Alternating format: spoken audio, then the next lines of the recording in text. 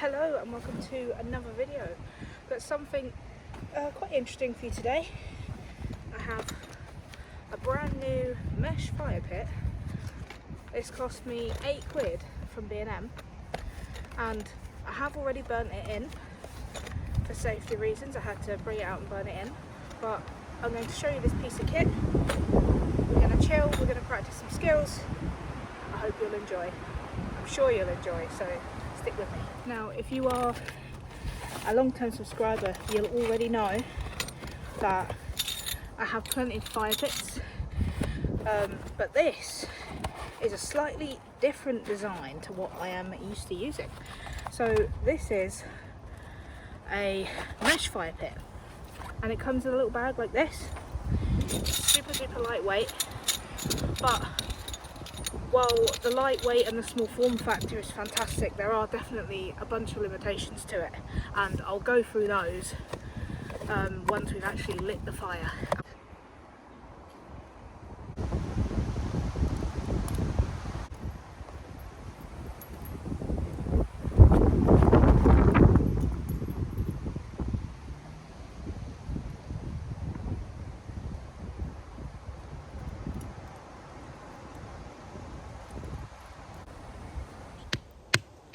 There we go.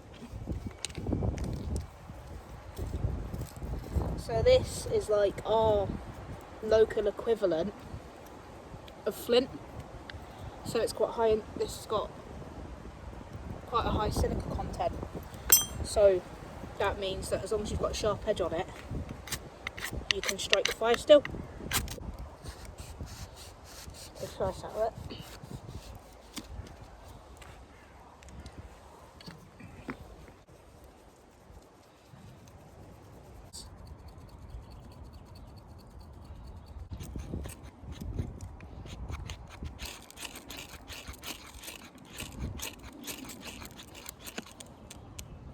Obviously, the sparks you get with a rock aren't going to be as hot as the sparks you get with a knife.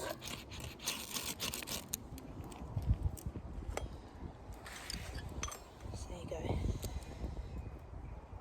It's your ember.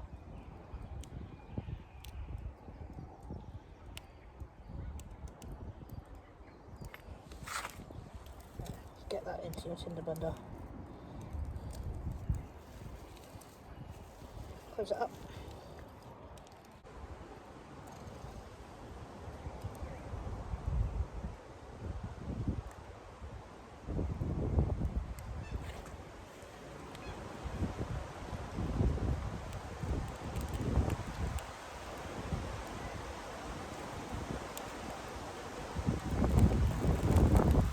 There you go.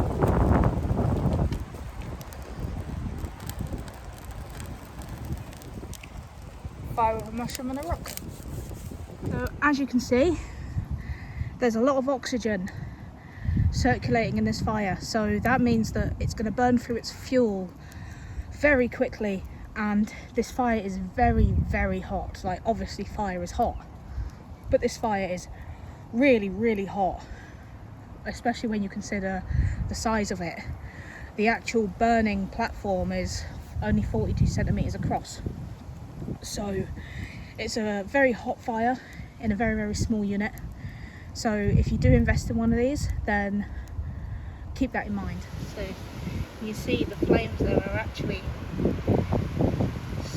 coming underneath the mesh.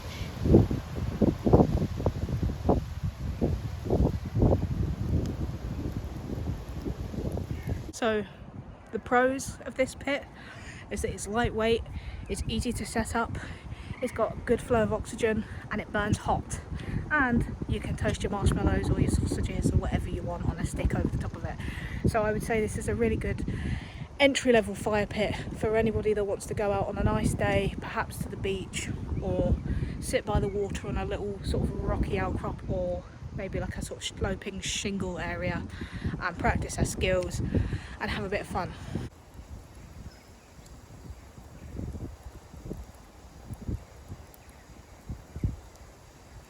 All that fuel I put on there is almost gone, so it really does burn its fuel really quickly. It's super efficient and super hot, but it would definitely be a limitation if you had limited fuel or if you were trying to cook. It'd be interesting to see how much weight this thing can take, because there's not really any information in the manual or on the box to indicate like a maximum log weight.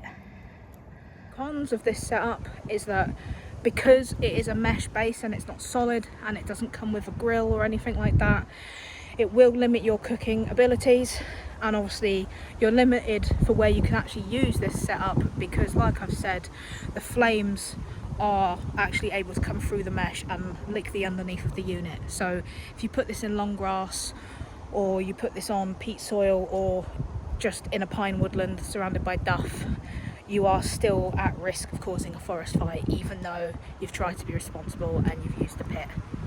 If you want a fire pit that you can whip out on a nice hot day and put at the edge of the water to warm you up and toast some marshmallows, perhaps after a wild swimming session or as a centerpiece for a picnic, then I would recommend this. But if you were wanting to go out and practice skills on a long-term basis, perhaps for a solo overnighter or a multi-day trip, I would not recommend this pit, just because of its cooking limitations, and also it's not the safest.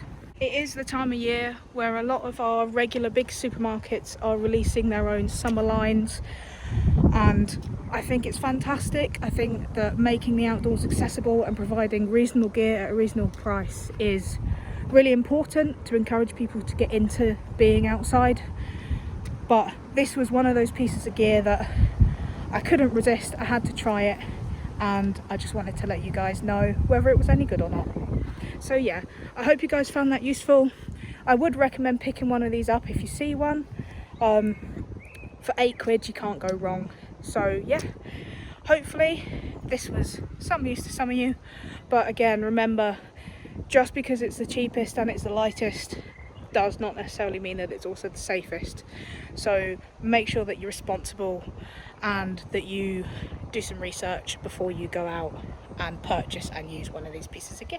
If you like what you see and would like to see more videos from me, then be sure to like, subscribe, leave a comment down below and let me know what kind of videos you want to see. If you like this and you'd like me to get some more cheap and cheerful pieces of equipment and test them for you guys, then let me know. I'm always happy to help in any way that I can. But yeah, that's what we've got time for. So thanks again, and I will see you guys in the woods. Get out there and have some fun.